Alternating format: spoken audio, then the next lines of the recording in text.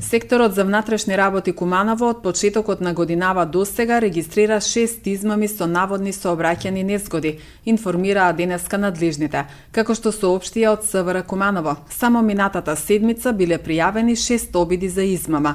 Во врска со измамите од слобода било лишено едно лице.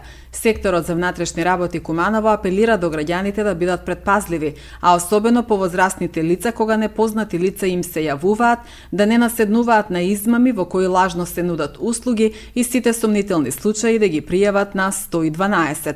СВР Куманово презема мерки и активности за пронаоѓање и санкционирање на сторителите на измамите.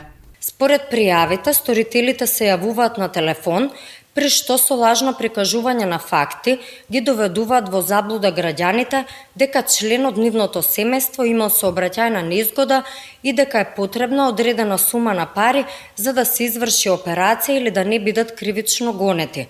Во врска со измамите, од слобода беше лишено едно лице, имено на 12.2.2025 година во 15:40 часот во Куманово, полициски службеници од СВР Куманово во содејство со Оддел за криминалистичка полиција и СВР Скопје го лишиле од слобода ПМ 59 од Република Бугарија.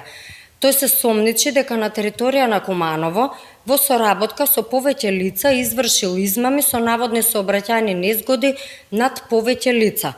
ПМ бил приведен во полициска станица и по целосно документирање на случајот против него ќе следува соодветна пријава.